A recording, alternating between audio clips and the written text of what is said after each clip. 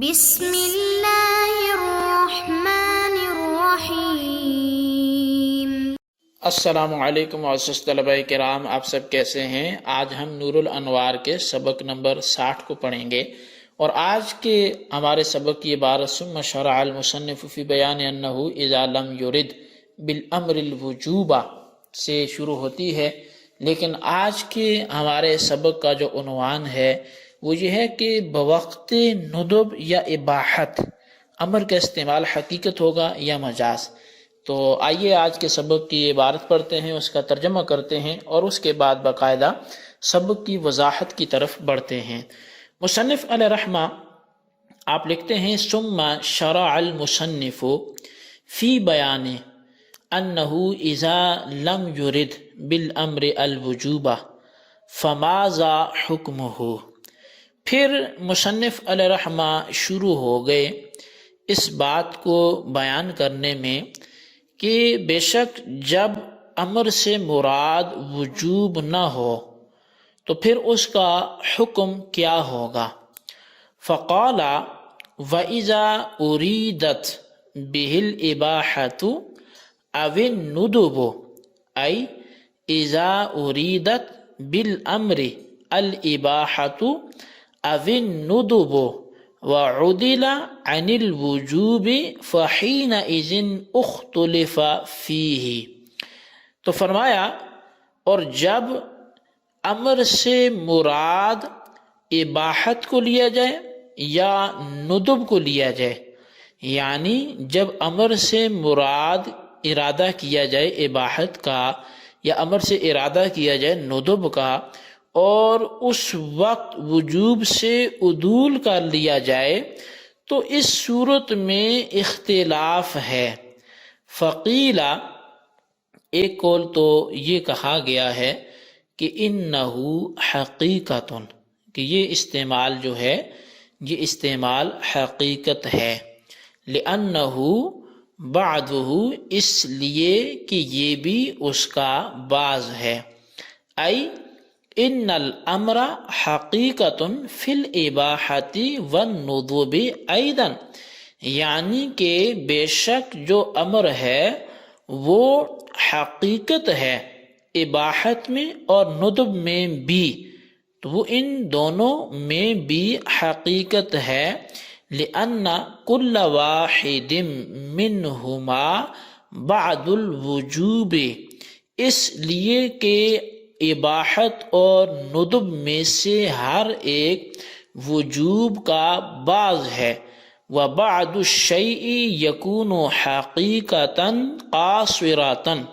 اور کسی چیز کا جو بعض ہوتا ہے یہ حقیقت قاصرہ ہوتا ہے،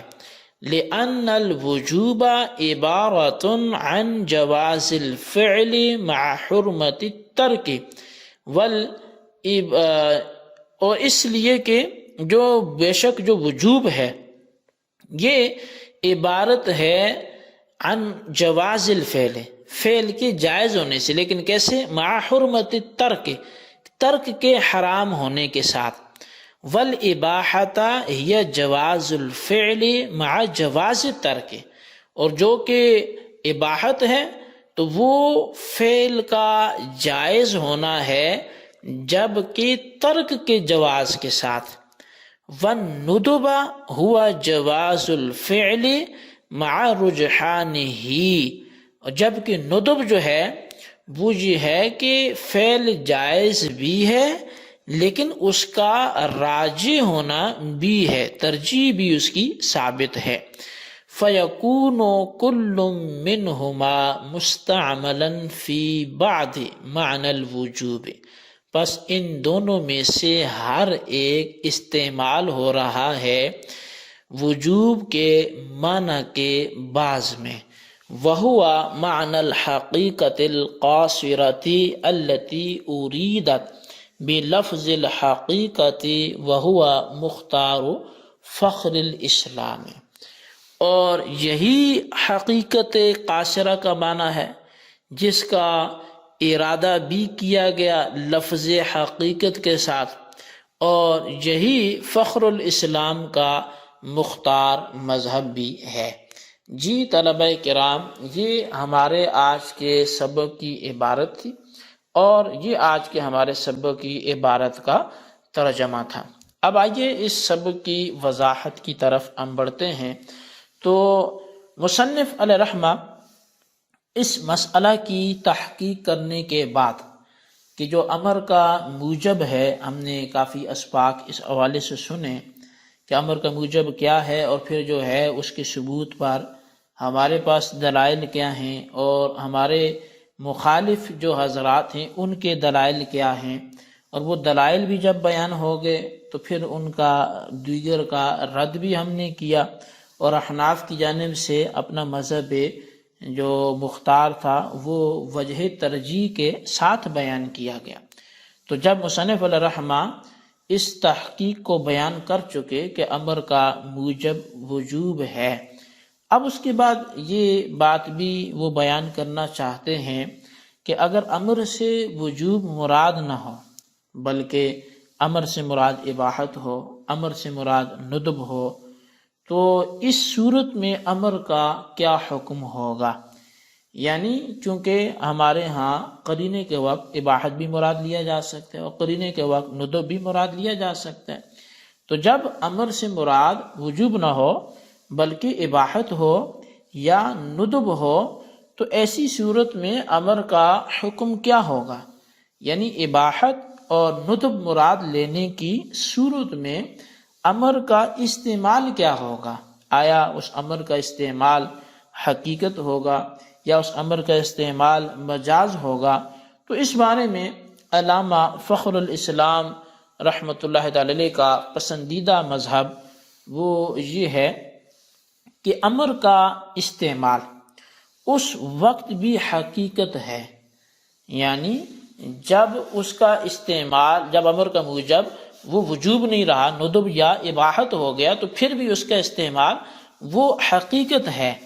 لیکن حقیقت قاصرہ ہے، یہ حقیقت کاملہ نہیں ہوگا۔ اور اس کی دلیل یہ دیتے ہیں فخر الاسلام علامہ بزدوی علیہ رحمہ کہ اباحت اور ندب میں سے ہر ایک وجوب کے معنی کو کا ایک جز ہے، یعنی اباحت اور ندب میں سے ہر ایک وجوب کے معنی کا ایک جز ہے، کیونکہ وجوب کے معنی ہیں جواز فعل مع حرمت ترک، یعنی کسی فعل کا جائز ہونا جبکہ ترک اس کا حرام ہے، اور اباحت کے معنی ہیں جواز فعل مع جواز ترک، کہ فعل کا جائز بھی ہونا ہے، کرنا بھی، اور نہ کرنا بھی جائز ہے، تو کرنے کے حوالے سے یہ اور وجوب مشترک ہو گئے اور ترک میں فرق آ گیا۔ اور ندب کے معنی ہیں جواز فعل مع رجحان فعل، تو یہ بھی جواز فعل کے حوالے سے تینوں میں یہ مشترک ہے۔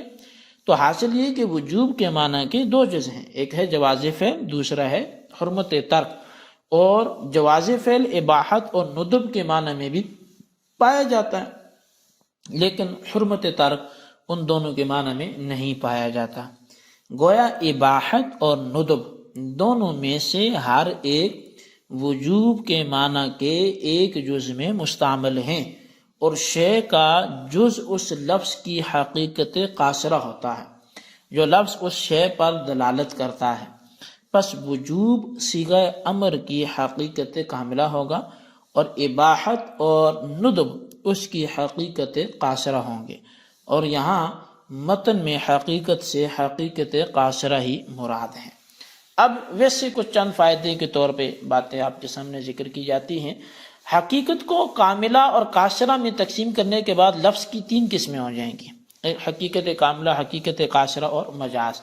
اگر لفظ پورے موضوع لہو بھی مستعمل ہو تو حقیقت کاملہ ہے، جیسے انسان کا استعمال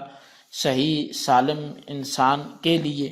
اور اگر لفظ موضوع لہو کے ایک جز پر بولا جائے تو یہ حقیقت قاصرہ ہے، جیسے انسان کا اطلاق مقطوع الید انسان پر، اور اگر لفظ کسی مناسبت کی وجہ سے خارج موضوع لہو پر بولا جائے تو یہ مجاز ہے، جیسے انسان کا اطلاق کسی مناسبت کی وجہ سے غیر انسان پر بولا جائے تو یہ مجاز ہوگا۔ جی طلبہ کرام، یہ ہمارا آج کا سبق تھا، اور اس کی کچھ وضاحت تھی جو آپ نے سماعت کی. تو آج کے سبق کو بما وضاحت اچھی طرح سمجھ کر اس کا خلاصہ اپنے رجسٹر پر وہ ضرور لکھیں، اور بالخصوص ان سوالات کے جوابات دیں. سوال نمبر 1 یہ ہے کہ کیا امر کا موجب وجوب سے ہٹ کر بھی کچھ اور بھی اس سے مراد لیا جا سکتا ہے؟ اور سوال نمبر 2 یہ ہے کہ مجاز کا ترجمہ کیا ہے، اس کی وضاحت کیا ہے، یعنی اس کی یہاں جو ہم نے سبق میں وضاحت کی وہ اپنے الفاظ میں بیان کریں. اللہ تبارک و تعالیٰ سے دعا ہے جو کچھ ہم نے آج پڑھا سنا اسے یاد رکھنے کی توفیق نصیب فرمائے. آمین بجاہ النبی الامین.